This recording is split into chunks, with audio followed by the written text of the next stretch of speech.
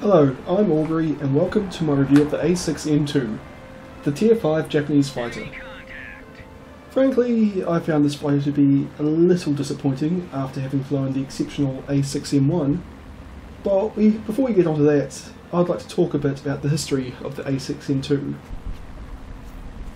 The A6M2 Ryzen, or Zero Fighter as it was known, was the first mass-produced version of this famous aircraft. It entered service in mid-1940 and was a huge shock when US aircrews first encountered it at the end of the next year. The Ryzen could outmaneuver everything the US Navy and Army Air Force had and could outrun most of these aircraft at that time as well. The A6M2 developed a ferocious reputation, particularly with regards to manoeuvrability, that stuck with the Ryzen throughout its various iterations. However, it's often forgotten that manoeuvrability was not the primary goal of the designers of this aircraft. It was mostly a side effect of the designers aiming to maximise fuel efficiency. They did this by combining a large wing surface with a very low weight, which created a very long-range fighter aircraft. I mean, the A6M2 could fly further than any other single-engined aircraft during World War II. This was very important for the Japanese Navy, as before the war they were expecting to operate in regions where they wouldn't have access to airfields to base land fighters on, and they were very reluctant to stage land or sea operations outside the range of fighter cover. The A6M2 had its combat debut in China, where they fought against nationalist Chinese I-16s and Hawk 75s, both of which were no match for the Zero. The A6M2s were then used extensively in the Pacific theatre of operations, where they were again able to outclass their opponents, initially comprised of a mix of P-36s, F-2As, F-4Fs and P-40s. The A6M2 could outturn all of these aircraft, and was also faster in level flight than all except the P-40. In the initial stages of the war, the A6M2 were able to devastate United States aircraft formations. For example, at the decisive Battle of Midway, the Japanese had 93 A6M2 aircraft, and over the course of the battle these aircraft claimed to have shot down 211 American aircraft for 28 losses. And of course this claim is exaggerated, as well, the US forces only lost around 150 aircraft, but the actual number is probably nearer to 60 to 70 for 28 losses. However, by the Battle of Midway in June 1942, the dominance of the Zero was coming to an end. In China, pilots flying the P-40 were realising that their superior speed they could disengage from the Ryzen, climb and attack again from a superior position, while in the Solomon Islands, pilots flying the F-4F were able to develop tactics such as the thatch weave, which compensated for the relative inferiority of the Wildcat by having superior teamwork. Initially these tactics met opposition within the United States Army and Navy, because before the war United States pilots had been trained to turn fight as opposed to using energy fighting tactics. But the success of these diving and coordinated attacks on Zeros meant that eventually these tactics spread throughout the Allied forces in the Pacific. The Ryzen pilots were never able to develop counters to these tactics. I believe mostly because of the relatively poor quality of the Japanese aviation officers. In the Imperial Japanese Navy, aviation was viewed as the lowest or second lowest position in the very hierarchy sensitive structure of the Navy. Most of the officers went into this branch were those who had failed to meet the more stringent criteria to enter the HQ, surface or submarine branches. In fact, Vice Admiral Onishi, the wartime head of Japanese naval aviation development, was only doing that job because he failed his entrance exam to the Staff College, which coincided with his essentially demotion from being an officer on a battleship to an officer on a seaplane tender. And this meant that aviation officers were not always the most qualified or thoughtful, and if they were, their superiors often ignored them because they were of lower social status. Coupled with this was the Japanese strategy of conserving their best pilots and their best weapons for an expected decisive battle somewhere near the Japanese islands. So while the best pilots were waiting for a battle that never came, many poorly trained recruits were sent into battle against more experienced and better trained American or British or Australian and New Zealand fighter pilots. The Japanese simply never had the capacity to develop counter-tactics, as the best minds for this job were tasked elsewhere. Eventually, the introduction of aircraft like the Hellcat and the Corsair meant the end for the Zero's dominance in the Pacific, and many of the remaining A6M2s were used in kamikaze attacks at the end of the war. In World of Warplanes, the A6M2 sits at Tier 5, alongside other famous fighters like the Spitfire and the Bf-109E, as well as its historical competitors, the F4F and the P40.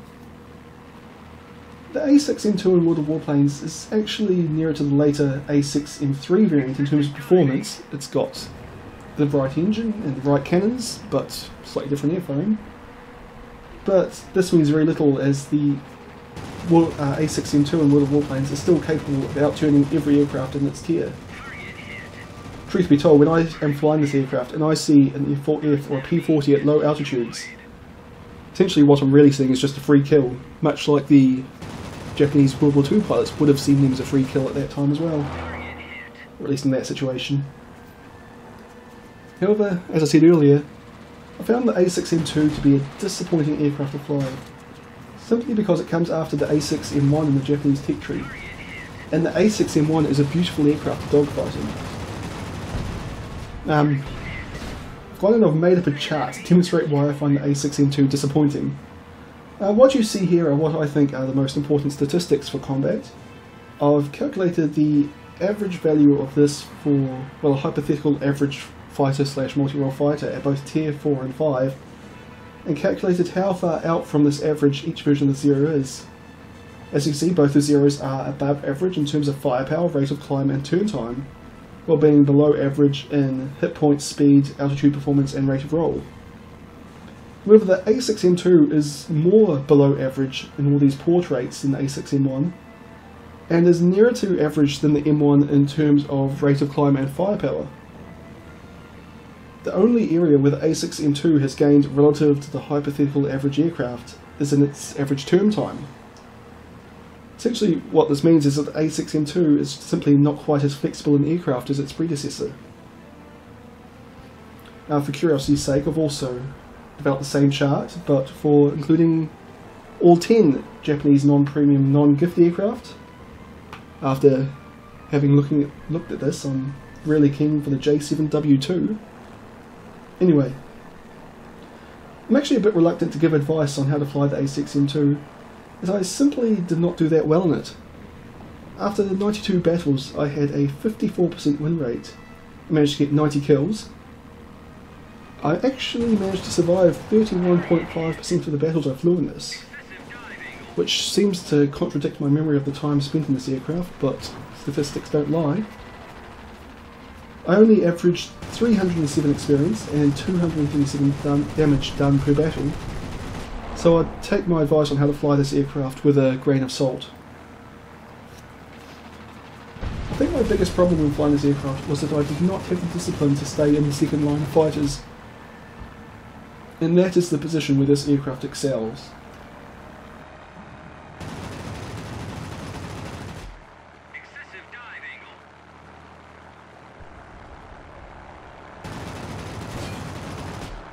If the enemy spots you, they will focus you down, as they see you as an easy kill because of your low hit points. Because of this, you want to hang back at first and enter the dogfight once the enemy aircraft are preoccupied. At that point, all you have to do is slip onto an enemy's tail and stay there. The A6M2 has the rate of turn to stick on any aircraft's tail and the firepower to make good use of that position.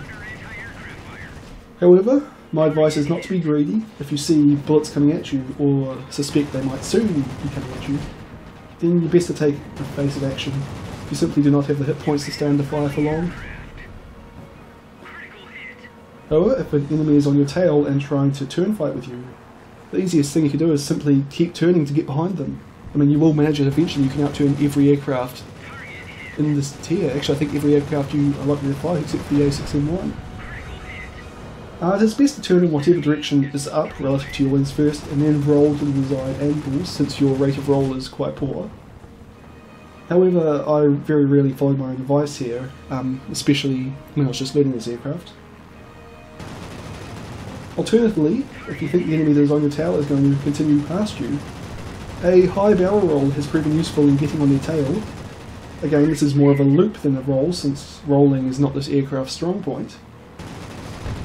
In the A6M1, my go-to defensive move was a rising spiral, where because of your superior rate of climb and turn time, you're often able to force your opponents to stall, or have a large altitude advantage when you eventually get around to being on the tail. Now, this doesn't quite work so well in the A6M2, as the opposition aircraft have caught up a bit in terms of rate of climb, and the A6M2's flight performance drops off at too low an altitude for this to be really effective at tiers 5 and 6. But it still can be effective if you, say, get into a turn fight with an A6M1 on your tail or an I-16 late, both of which could possibly outturn you. That's basically everything I could think of to help you in your time in the A6M2. I'd also recommend sticking with it. Although it's not a spectacular aircraft, it's a bit disappointing, as I keep saying. So far, my opinion of the A6M5, the Tier 6 fighter, is very good. Realistically, I think that most any aircraft would be disappointing after the A6M1, but the A6M2 can still contribute to the outcome of the match. I did have quite a few enjoyable matches in this game.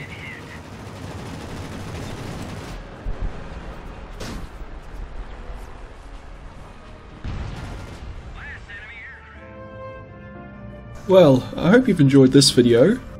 Make sure to like it if you did, or subscribe if you want to see more.